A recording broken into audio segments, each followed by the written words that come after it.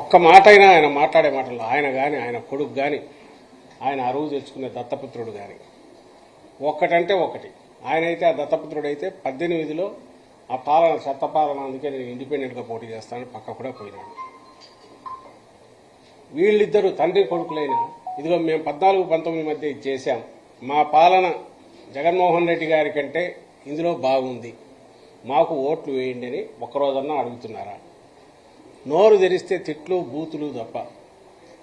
అసలు అది మామూలుగా అయితే కేవలం జగన్మోహన్ రెడ్డి గారు ప్రజాస్వామ్యం మీద అత్యంత గౌరవం ఉన్న వ్యక్తి కాబట్టి, ఆఖరకు అంతిమ నిర్ణేతలు ప్రజలే అని తెలిసిన వ్యక్తి కాబట్టి ఈ కారు కూతలన్నీ ఎందుకు పట్టించుకోవాలని వదిలేశాడు. కానీ నిజంగా వాళ్ళు అంటున్నట్టు జగన్మోహన్ రెడ్డి గారు ఒక నియంతనో ఇంకో రకమో ఇంకొక రాజ్యాంగమో వాళ్ళు అంటున్నట్టు రాజారెడ్డి గారి రాజ్యాంగం ఇట్లా పొద్దుపోని మాట్లాడిన అవన్నీ నిజమైతే వీళ్ళు ఇట్లా బరి తెగించి రోడ్డు ఎక్కి తిట్టుకుంటూ తిరగలిగే వాళ్ళ చంద్రబాబు గారి ఆయన కొడుకు కానీ వాళ్ళ ముఠా ఎవరైతే ఉన్నారో వాళ్ళందరూ